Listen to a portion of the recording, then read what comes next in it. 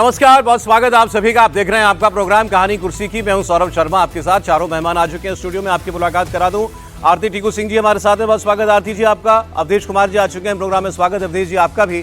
विजय त्रिवेदी जी हमारे साथ हैं, सर बहुत स्वागत आपका। समीर चौंगावकर साहब स्टूडियो में, बहुत स्वागत आपका भी। आज AIMIM यानी असदुद्दीन ओवैसी अपने गढ़, अपने घर हैदराबाद में एक बड़ा प्रदर्शन करने वाले हैं वक्फ कानून के खिलाफ। और इसमें उनको दक्षिण भारत में, खासतौर पर आंध्र प्रदेश और तेलंगाना के जितने मुसलमान और मुस्लिम संगठन हैं, उनका बड़ा समर्थन मिल रहा है। इसके अलावा all India Muslim personal law board के मेंबर जो हैं वो भी इसमें शिरकत करेंगे। खुद ओवैसी साहब all India Muslim personal law board के सदस्य हैं, लेकिन होस्ट होंगे वो आज के इस प्रदर्शन के। और यहाँ से एक आपको एक लीक दिखाई देगी कि ये प्रदर्शन किस ओर बढ़ रहा है, इसमें तेजी आ रही है क्या। क्योंकि सुप्रीम कोर्ट में वक्फ का मामला जाने के बाद अगर ये लग रहा था कि शायद अब ये विरोध जो है कुछ धीमा पड़ जाएगा, अदालत की ओर सब लोग रुख करेंगे, अभी तक तो इसके संकेत नहीं मिले हैं। मैं आपको बता रहा हूं, आज यहां प्रदर्शन है हैदराबाद में। इसके बाद कुछ दिनों के बाद दिल्ली के अंदर एक बड़ा प्रदर्शन करने की तैयारी है। तालकटोरा स्टेडियम भरने की तैयारी है। आज इसमें all India Muslim personal law board के अध्यक्ष सैफुल्लाह रहमानी वो भी इसमें शामिल होने वाले हैं। और इसके अलावा खास तौर पर जैसा मैंने कहा, तेलंगाना और आंध्र प्रदेश के all India Muslim personal law board के मेंबर इसके अंदर होंगे। ओवैसी साहब से हमारे सहयोगी शोएब रजा ने एक इंटरव्यू भी किया है, बातचीत भी की है। उसका कुछ हिस्सा मैं अभी आपको दिखाऊंगा। मोटे तौर पर पुरानी बातें वो रिपीट कर रहे हैं। ये काला कानून है, हमारी ज़मीन जायदादें छीनने की कोशिश सरकार कर रही है। लेकिन प्रधानमंत्री नरेंद्र मोदी पर भी वो बोले। अभी बोहरा समुदाय के लोगों से प्रधानमंत्री ने अपने आवास पर मुलाकात की थी। उस पर असदुद्दीन ओवैसी ने कहा कि मोदी पर भरोसा नहीं कर सकते, ये देश के मुसलमानों को गुमराह कर रहे हैं, ये कहकर कि ये तो हम तुम्हारे भले के लिए लेकर के आए हैं कानून, जबकि नज़र उनकी हमारी ज़मीनों पर है। असदुद्दीन ओवैसी की हम लोग बात करेंगे। इसके साथ साथ खबर इससे बिल्कुल अलग है, लेकिन आपको उसके बारे में भी सोचना चाहिए। अगर तस्वीरें हैं तो वो दिखा दीजिएगा। मुंबई में एक जैन मंदिर, बहुत पुराना मंदिर, 30 साल कम से कम उसको बने हुए हो गए थे, विले पार्ले में, वो जैन मंदिर तोड़ा गया। BMC के साथ विवाद था। BMC को मानना था कि वहाँ पर जो है अनधिकृत अवैध कार निर्माण हुआ है। वो मंदिर तोड़ दिया गया। क्या किया जैन समाज के लोगों ने? किसी ने पत्थर चलाए, कुछ किया हो। जैन समाज के लोग प्रदर्शन कर रहे हैं, शांतिपूर्ण तरीके से प्रदर्शन कर रहे हैं। तो ये मैं आपको इसलिए बता रहा हूँ कि ये तरीका होता है एक लोकतांत्रिक देश में अपनी बात कहने का। हमारे देश के गृह मंत्री अमित शाह वो जैन समुदाय से आते हैं।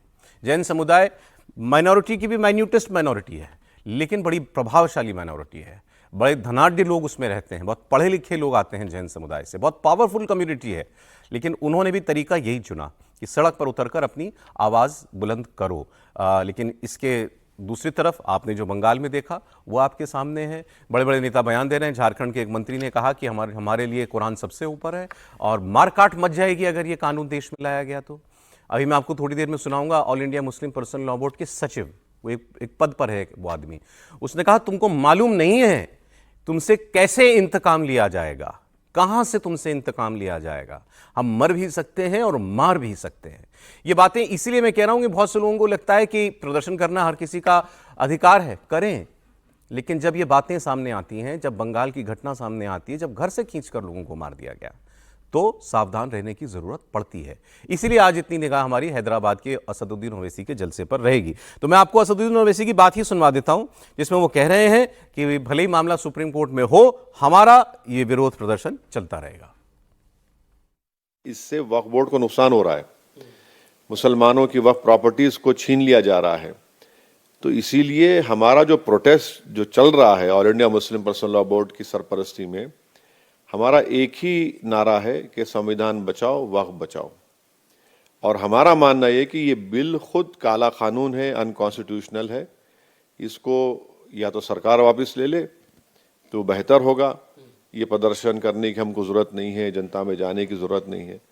या नहीं तो फिर अब देखिए सुप्रीम कोर्ट क्या टाइमलाइन तय करता है, वो तो पता चलेगा।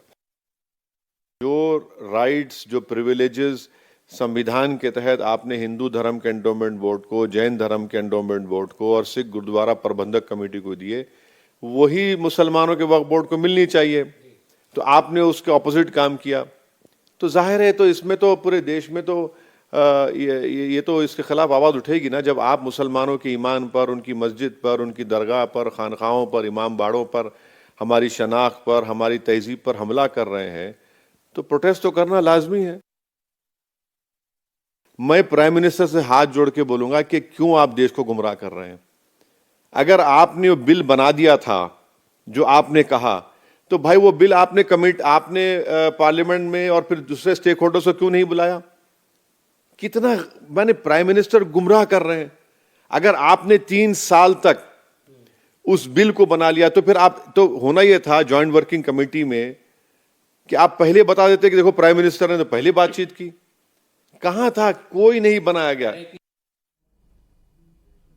अब कह रहे हैं कि प्रधानमंत्री बना रहे हैं या ओवैसी साहब बातों को घुमा रहे हैं। प्रधानमंत्री ने तो इतना ही कहा कि हम इस बारे में वक्फ पर एक कानून लाने के बारे में कई साल से हम लोग सोच रहे थे, 2019 के चुनाव से पहले से सोच रहे थे।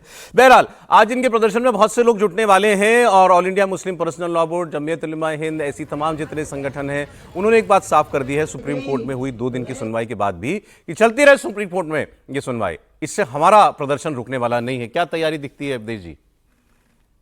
तैयारी तो इतना ही है कि देश में मुसलमानों के अंदर गलतफहमी पैदा करके मजहब के नाम पर वो एक जो मतलब हिंसा का भाव पैदा करके सड़कों पर उतार दिया जाए। कि इसको दूसरे पक्ष से देखिए, मैं इन पर बाद में आऊंगा। देखिए अभी तक अगर आप देखेंगे वक्फ बिल पारित होने के दिन से लेके अभी तक जी, तो ज्यादातर राज्यों के मुसलमान उस ढंग से उतरकर सड़कों पर नहीं आ रहे हैं। यह भी एक मैसेज होना चाहिए। भले उसको हमारी मीडिया और हम लोग उसको ठीक से जो आते ही नहीं तो क्या दिखाएंगे, उनका मनोभाव सामने नहीं आया है। यहां तक कि तेलंगाना और आंध्र प्रदेश में भी, तेलंगाना जहां उनका अधिकार क्षेत्र है वहां भी आप देखेंगे कि पश्चिम बंगाल को छोड़कर कहीं भी उस ढंग का प्रदर्शन अभी तक नहीं दिखा। इनकी कोशिश है क्योंकि जिस मैदान में कर रहे हैं वो इनका मैदान है, वहां इनके लोग हैं, भारी संख्या में ये जुटा सकते हैं। इस समय की रणनीति यह है कि भैया इस बार तुम्हारे पास करो या मरो है, क्योंकि एक संगठन all India Muslim personal law board को मुसलमानों के अंदर ही एक बड़ा उनके विरुद्ध विद्रोह का भाव था कि ये बेकार का संगठन है, ये एनजीओ बना के कुछ लोग अपनी दादागिरी चलाते हैं, इससे बाहर निकलो। उसको भी मौका मिला है कि अपने को प्रासंगिक साबित करो। तो इस मामले में ज्यादा से ज्यादा उनको लगा है कि एक बार हमने दबाव बनाया, विरोध किया तो सुप्रीम कोर्ट थोड़ा सा हमारी बात सुना है, इसलिए सुप्रीम कोर्ट चलता रहे, सड़क पर उतरो, दबाव बनाओ और 1985-86 को याद रखो। यह उनकी एक रणनीति साफ दिखाई दे रही है। अब इसमें रणनीति यह है कि भाई क्या इसके विरुद्ध में लोग सड़कों पर उतर के बताएं कि नहीं आप सही नहीं है, यह भारत का कल्चर नहीं रहा है। दूसरी स्थिति पैदा हुई है कि इस विरोध के कारण जिस ढंग से पश्चिम बंगाल में हिंसा हुई है और एक पक्षीय हिंसा हुई है, आप देख रहे हैं कि वहां एक लॉ एंड ऑर्डर छोड़िए संविधान के फेलियर का सिचुएशन है कि एक संविधान के तहत शपथ लेकर संविधान के तहत काम करने वाली मुख्यमंत्री देश की एक सुरक्षा में, बॉर्डर की सुरक्षा करने वाली एजेंसी पर आरोप लगा रही है कि बांग्लादेश से आके यहां मुसलमानों को हिंदुओं को मरवा के वापस चली गई है। तो अगर आप ओवरऑल सिचुएशन देखते हैं तो ओवरऑल अत्यंत चिंताजनक है, खतरनाक है। लेकिन इसके बावजूद चाहे वो असम हो, इतना पॉपुलेशन है, हमारा बिहार हो, उत्तर प्रदेश के बड़े बड़े भाग हो, उत्तराखंड हो, यहां तक कि महाराष्ट्र हो जहां एक चंक के क्षेत्र में पॉपुलेशन है, गुजरात हो, राजस्थान हो, कहीं भी इस ढंग से लोग खड़े नहीं हो रहे हैं। तो ये भी एक चिंता है मौलानाओं की कि लोग नहीं ये बड़ी चिंता है कि हम इतना कुछ कह रहे हैं। और एक बात शायद देश को जानकारी नहीं है, मैं आपको बताऊं इन लोगों ने क्या किया 2014 में।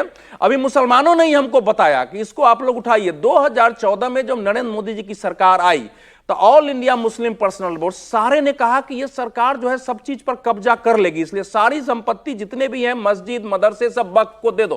तो ये जो अचानक जो बढ़ी है ना, सारे को इन लोगों ने वक्फ को जो है वक्फ करवा दिया है। जितने मस्जिदें हैं दिल्ली में, देश भर की मैक्सिमम जितने मदरसे हुए, जितने कब्रिस्तान हुए, सब करवा लिया है। तो करवाने पढ़े लिखे लोग, बड़े बड़े लोग बातें जो कर रहे हैं, जो बढ़ी है ना, अब उसमें समस्या है कि 2014 में हमने जो अमित शाह जी आंकड़े दे रहे थे वो बिल्कुल सही आंकड़ा था। 13 के बाद दुगना हो गया, दुगने से ज्यादा हो गया। तो वो जो कारण था कि सारे देश अब आप देखिए सामाजिक प्रॉपर्टी इन्होंने कब्जा पढ़े लिखे लोग, मैंने आपसे कहा, मैं क्योंकि उन्होंने पब्लिक प्लेटफॉर्म पर डाला इसलिए नाम लेके बोल रहा हूं। डॉक्टर एसवाई कुरैशी, ये हमारे देश के पूर्व चीफ इलेक्शन कमिश्नर रहे हैं, बैलेंस बात करने वाले आदमी हैं। जब ईवीएम पर बहुत सारी पार्टियां शोर मचा रही थी शुरुआत में, तो इन्होंने कहा था कि ईवीएम हैक नहीं हो सकती, मैं वहां रहा हूं, मैं जानता हूं, ये बिल्कुल बेबुनियाद आरोप है। बाद में उनके लेकिन फिर उन्होंने कुछ और बातें कहनी शुरू कर दी हैं। वो क्या लिख रहे हैं? Waqf act is undoubtedly a blatantly sinister evil plan of the government to grab Muslim lands.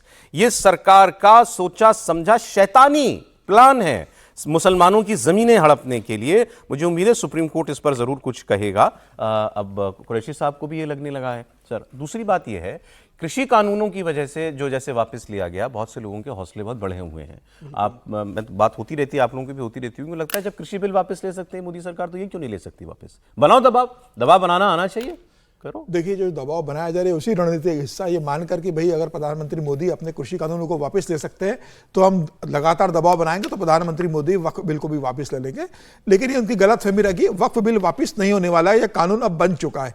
और कुरैशी साहब की जहां तक बात है, तो कुरैशी साहब जैसे अगर पढ़े लिखे व्यक्ति, बुद्धिजीवी वर्ग मुसलमानों का जो है बहुत कम बुद्धिजीवी वर्ग है, उस वर्ग के अंदर, वो अगर इस तरीके से अगर बोलेगा कि यह एक सरकार की साजिश है मस्जिदों पे कब्जा करने की, मुसलमानों की ज़मीनों पे, तो समाज के अंदर क्या संदेश देने की कोशिश कर रहे हैं? यही वर्ग तो है कि जिन्हें आगे क्या कहना चाहिए कि नहीं, ये लॉ जो बनाया गया है, जो उनके रिफॉर्म के लिए बनाया गया है, जो गलत तरीके से ज़मीन आपने कब्जा की है वो आपको देना चाहिए। ये भी ना कहें तो ये कहें भाई कोर्ट देख रहा है, करो ना। अगर कोई अच्छा परिवर्तन हो रहा है, अगर सरकार कोई अच्छे नियत से कोई बिल लेकर आपके फेवर में ले आ रही है, तो आप गरीब मुसलमानों के साथ खड़े रहो ना। कुरैशी साहब को पूछना चाहिए ओवैसी हिसाब से कि आप बताइए कि आप जैसे कितने लोग हैं जिन्होंने गरीब मुसलमानों के लिए उस जमीन का इस्तेमाल किया। ओवैसी साहब तो आज हैदराबाद में प्रदर्शन कर रहे हैं सब नेताओं को लेकर।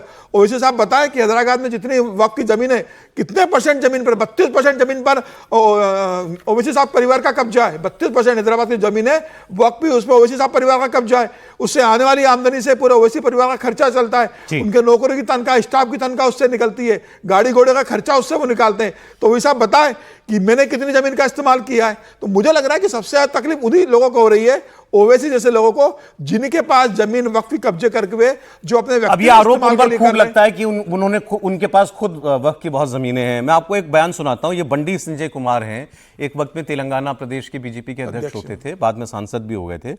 ये कांग्रेस की जो रेवंत रेड्डी की वहां मुख्यमंत्री की सरकार है, उनके ऊपर ये सवाल खड़ा कर रहे हैं कि जो भी ये प्रदर्शन हो रहे हैं ये सब कुछ रेवंत रेड्डी के वजह से है, वही करता धरता है। अगर तेलंगाना में दंगे होते हैं तो जिम्मेदार ये होंगे।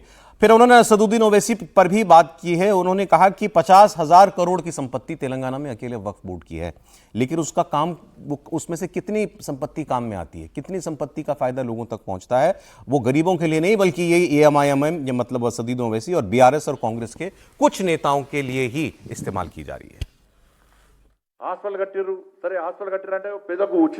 पश्चिम बंगाल में ममता बनर्जी ही दंगे की जिम्मेदार है। यही हालात अगर तेलंगाना में होते हैं तो इसके लिए जिम्मेदार रेवंत सरकार ही होगी, क्योंकि हिंसा फैलाने वालों को बड़ा करने वाले रेवंत ही हैं। लॉ एंड ऑर्डर की जिम्मेदारी उन्हीं की है ना। वक्फ के खिलाफ प्रदर्शन रेवंत रेड्डी सरकार ही कर्ता कर्मा क्रिया है। 70,000 एकड़ जमीन है, 50,000 करोड़ की संपत्ति है, लाखों का पैसा आ सकता है, लेकिन असल ओवैसी जैसे लोगों को ही फायदा पहुंच रहा है। सिर्फ 20% ही इस्तेमाल में आया है, और वो पैसा गरीबों के लिए नहीं, AIMIM, BRS और कांग्रेस के कुछ नेताओं तक ही पहुंचता है। इसमें एक एंगल और है सर। ये पश्चिम बंगाल, ममता बनर्जी मुख्यमंत्री, गैर बीजेपी शासित राज्य, उसके बाद ये एक पहला प्रदेश बन रहा है आंध्र प्रदेश, तेलंगाना, जहां आज प्रदर्शन, बड़ा प्रदर्शन होगा, जहां कांग्रेस पार्टी सरकार में है। उसको अंडरलाइन करने की कोशिश बंडी संजय कुमार कर रहे थे कि सरकार कांग्रेस की है, तो यहां अगर लोग बाहर निकलते हैं तो ये कांग्रेस की वजह से है। और उन्होंने, एक नेता ने उनके ये भी कहा, वहां पे एक MLC का इलेक्शन होना है हैदराबाद में, वहां वो आरोप लगाया जा रहा है कि कांग्रेस समर्थन कर रही है असदुद्दीन ओवैसी के उम्मीदवार का। तो बताने मतलब यहां दोनों मिले हुए हैं। नहीं, तो इसमें कोई ऐसी चोरी छुपे वाली बात तो है नहीं। संसद में भी कांग्रेस ने तो विरोध किया वक्फ बिल का, इसमें कोई नई बात तो नहीं हो रही ना। वक्फ बिल का संसद में विरोध किया है, कोर्ट में, वो सुप्रीम कोर्ट में कांग्रेस वहां पर खड़ी हुई है। तो जब यदि वहां प्रदर्शन हो रहा है, सरकार समर्थन कर रही है, कांग्रेस समर्थन कर रही है, सरकार का मुझे नहीं पता ये समर्थन कर रही है कि नहीं कर रही, लेकिन कांग्रेस पार्टी समर्थन कर रही होगी तो इसमें कोई हैरानी की बात नहीं, क्योंकि वो तो राष्ट्रीय स्तर पर सार्वजनिक तौर पर इस बिल के खिलाफ खड़ी हुई है। और पश्चिम बंगाल में भी ममता बनर्जी बिल के खिलाफ खड़ी हुई है। मसला क्या है? मसला है कि क्या वो दंगा कराने, जैसे बंडी साहब कह रहे हैं, ऐसा कोई दंगा या ऐसी कोई बात होती है तो उसकी जिम्मेदारी पर बात हम कर सकते हैं कि सरकार वहाँ पर उनकी है। जैसे पश्चिम बंगाल में हुआ कि ममता जी पर सवाल क्यों खड़े हुए, क्योंकि मुर्शिदाबाद में जिस तरह का हिंसा हुई है और उसको क्या उनका सपोर्ट प्राप्त है नहीं है, वो सारा मसला है। अभी तो गवर्नर साहब वहाँ पर हैं तो वो भी रिपोर्ट दे देंगे तो साफ हो जाएगा तस्वीर की किस तरह से किया गया है। लेकिन दो बातें, एक तरफ हम कहते हैं कि देश भर में मुसलमान उनके साथ खड़े दिखाई नहीं दे रहे वक्फ बोर्ड पर, ठीक है, इस बात को भी ठीक मान लेते हैं कि ऐसा होगा क्योंकि बहुत सारी जगहों पर नहीं हो रहे प्रदर्शन। दूसरी तरफ प्रदर्शन हो रहे हैं तो आप इस पर नाराज हो रहे हैं कि प्रदर्शन क्यों हो रहे हैं। तो आप बताइए कि क्या करे मुसलमान, प्रदर्शन करे कि ना करे।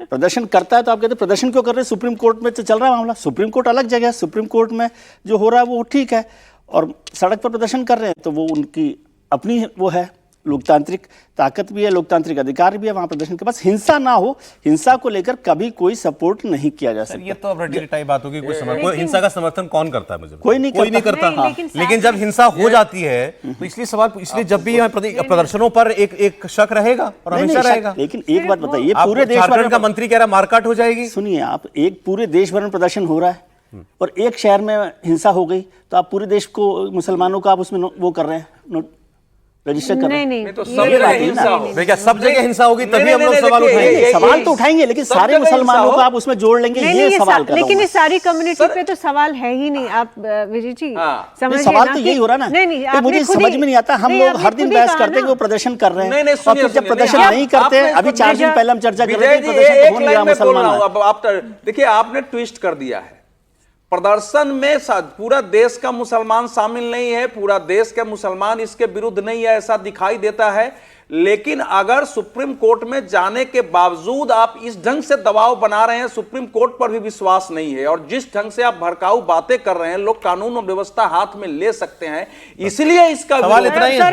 और करो आप दबाव बना सकते हो, बनाओ शांतिपूर्ण तरीके से जो कर सकते हो ये करो। भी आप जिस तरह से कहते हैं ना कि गैर लोकतांत्रिक है, सुप्रीम कोर्ट में जो बहस चल रही है वो अलग है, उसके बाद भी सड़क पर प्रदर्शन किया जा कोई गैर लोकतांत्रिक नहीं कह रहा, लेकिन मैं क्या बात हो रही है ना, कैसे भूल जाए, मऊ में अभी जो हुआ, नागपुर में जो हुआ, अभी नासिक में जो हुआ, उसके बाद अभी ये मुर्शिदाबाद में हुआ, 4 तो मैं आपको 1 महीने के उदाहरण बंगाल में 4 जगह है सर। नहीं बंगाल में 4 जगह की बात ही नहीं कर रहा हूं, मैं तो 2 बातें कह रहा हूं, बंगाल में 4 जगह 8 से 13 तक हुए हैं हमले, 8 से 13 तक। मैं कंट्राडिक्शन बात कर रहा हूं। हमारा कंट्राडिक्शन क्या है? हमारा कंट्राडिक्शन यह है कि एक तरफ हम कहते हैं मुसलमान तो आया ही नहीं है सड़क पर, तो वो इसका मतलब वक्त बिल के समर्थन मेजॉरिटी नहीं आई है। वो वैसे मैडम कोई भी देश में कोई भी आंदोलन होता है क्या सारी कम्युनिटी उसके साथ खड़ी होती है? हाँ, तो इसलिए फिर इसमें क्या बात हो गई? नहीं, क्यों मुसलमानों को क्यों आप इस तरह से किसने कभी यहाँ अभी आपके सामने कभी किसी ने कहा हो कि सारे मुसलमानों पर सवाल खड़ा कर रहे हैं जो ये प्रदर्शन ऑर्गेनाइज कर रहे हैं? मैं तो नाम ऑल इंडिया मुस्लिम प्रदर्शन ऑर्गेनाइज करने में ये लोग ऑर्गेनाइज कर रहे हैं तो इनकी जिम्मेदारी है ना। इनकी जिम्मेदारी है, इसमें क्या कौन मना कर? पश्चिम बंगाल में जिम्मेदारी उन मंत्रियों की थी जो बकवास बयान दे रहे थे, वो सांसद की थी, उसमें तो है ही ना। मैं तो कह रहा हूं कि अभी तेलंगाना में भी यदि हो रहा है और वहां पर कुछ होता है तो रेवंत रेड्डी सरकार को भी आप कटघरे में खड़ा कर सकते हो, लेकिन ये कहना कि नहीं कांग्रेस भी समर्थन कर, कांग्रेस तो समर्थन कर ही रही है, बिल के विरोध में खड़ी है। ये तो बहुत इसमें साफ, क्या बात है? ये तो बहुत साफ ये सवाल आपने ही सबसे ज्यादा उठाया था कि राहुल गांधी संसद में क्यों नहीं बोले, इसीलिए सवाल पूछे। क्या कांग्रेस किसी दुविधा में है इस पर कि हमको सड़क पर वक्त के लिए लड़ते हुए नहीं दिखना? अब आ गई है साथ में। नहीं, हर राज्य में दुविधा है या सुविधा, हमें इसमें क्या करना? राज्यों में अलग अलग नीति है। केरल में ये विरोध में नहीं जाएंगे, लेकिन तेलंगाना में जाएंगे। पश्चिम बंगाल प्रदेश इकाई हिंसा के विरुद्ध है, राष्ट्रीय इकाई उस पर चुप्पी साधती है। तो कांग्रेस के आरती की बात मैं सौरभ, ये साफ है कि ये पॉलिटिकली मोटिवेटेड जितनी भी आप प्रोटेस्ट देख रहे हैं, डेमोन्स्ट्रेशन देख रहे हैं, हिंसा देख रहे हैं, ये साफ है कि इसके पीछे एक पॉलिटिकल फोर्स है और पॉलिटिकल मोटिवेशन है। दूसरी बात, जो प्रेसिडेंट आपने जिसकी बात की थी पहले, कि एक जो हमारे ही देश ने, इसी सरकार ने प्रेसिडेंट ऐसा बनाया कि जब फार्म लॉज वापस किए, हमने ये दिखाया कि जो इंडियन स्टेट की जो रिट है वो इतनी कमज़ोर है कि वो हिंसाकारी जो लोग हैं, हिंसा जो कर रहे थे, उनके दबाव में उन्होंने, इस सरकार ने, इस देश ने घुटने टेक दिए। अब चूंकि ये एक प्रेसिडेंट बन गया है तो बाकी पॉलिटिकल फोर्सेस जो है, जो पॉलिटिकल ग्रुप्स है, वो भी इसकी कोशिश करेंगे। और सुप्रीम कोर्ट ने भी जिस तरह से अभी, इसीलिए मैं परसों भी मैंने कहा कि सुप्रीम कोर्ट का जो इंटरिम ऑर्डर जिसको वो कहते हैं, जो उन्होंने दिया, वो भी इसका संकेत दिखा रहा था कि इंडियन स्टेट की जो इंस्टीट्यूशंस है, एक तरफ से जुडिशरी है, एक तरफ से पार्लियामेंट है, एक तरफ से एग्जीक्यूटिव है, ये अपनी कमजोरी दिखा रहा है कि जो हिंसा करेगा उनके दबाव में ये गलत डिसीजंस भी ले रहे हैं, ऑर्डर भी निकाल रहे हैं, ऑर्डर वापस भी ले रहे हैं। तो ये कहीं ना कहीं देश की कमजोरी दिख रही है, पूरे सिस्टम की कमजोरी दिख रही है आज की डेट में। नहीं, मैं इसको दूसरे तरीके से देखता हूँ। किसानों के बिल को चर्चा करते हैं। किसानों को बिल को सरकार ने वापस लिया, इसे मैं किसानों के लिए, सरकार के लिए कोई शर्मिंदगी की वजह नहीं मानता और सरकार का झुकना भी नहीं मानता, क्योंकि लोकतांत्रिक सरकार वही है जो अपने लोगों की बात सुनकर यदि कोई फैसला वापस लेना हो, कोई ऐसा थोड़ी है कि ये आपने तय कर लिया, इसमें शर्म और वो क्या बात है? शर्म की सरकार बात झुकने नहीं की बात ही क्या है? सरकार लोकतंत्र में वही जब हिंसा, तो जनता जो बात कह रही है उसकी बात को सुनकर यदि कोई फैसले को रिव्यू कर रही है, इसको आप बार बार सरकार को शर्मिंदगी की क्या बात है? नहीं, कोई हिंसा अलग लोकतांत्रिक है। सरकार है किसके लिए? लोगों के लिए है ना। झुकी तो है सही सरकार। हाँ, तो झुकी है तो लोगों के लिए झुकी है ना। एक मिनट विजय जी, हिंसा की वजह से झुकना अलग है। लोकतंत्र होता है किसान क्या? आंदोलन की देखिए उस समय किन परिस्थितियों में बिल वापस लिया गया, प्रधानमंत्री ने क्या वक्तव्य दिया, ये दोनों आज ध्यान रखना जरूरी है। प्रधानमंत्री जी ने कहा कि मैं इस बिल से 100% सहमत हूं, लेकिन लगता है हम बहुत सारे लोगों को इसके बारे में समझा नहीं सके, इसलिए तत्काल हम इसको वापस लेते हैं। ये उन्होंने पंक्ति। ये अच्छी बात है। सुनिए ना, नहीं सुनिए, अच्छी बात नहीं है। उस समय तक ये देश देख चुका था कि सो कॉल्ड जो किसान आंदोलन था, जिसमें किसान नेता भी शामिल थे, कुछ किसान संगठन भी शामिल थे, लेकिन ये मूलतः कुछ पंजाब, हरियाणा, पश्चिम उत्तर प्रदेश के कुछ किसान संगठनों, किसानों का आंदोलन था। अंतिम समय में तो उनके जो लगे हुए थे शिविर, उसमें 500 लोग नहीं दिखाई दे रहे थे। लेकिन चूंकि पाकिस्तान, कनाडा, इस सब में खालिस्तानी फोर्सेस इसको लेके पूरी दुनिया में दुष्प्रचार कर रही थी, और कैप्टन अमरेंद्र सिंह जब प्राइम मिनिस्टर से मिलने आए, गृह मंत्री से, तो उन्होंने आग्रह किया कि बीजेपी के खिलाफ कोई वातावरण नहीं है, लेकिन ऐसा वातावरण बनाया जा रहा है जिससे आगे सिक्योरिटी कंसर्न हो सकता है। 72,000 लोग हमारे यहां मारे जा चुके हैं, तो तत्काल अगर हम इसको वापस लेकर के फिर एक वातावरण बना के लाएंगे, तो वो एक देश के निर्णय ले गया था ना, वो झुका गया था ना, वापस हुआ गया था। नरेंद्र मोदी सरकार का रिकॉर्ड उसी उदाहरण से उम्मीद दिखाई दिखाई देती है, इसमें वैसा होना नहीं।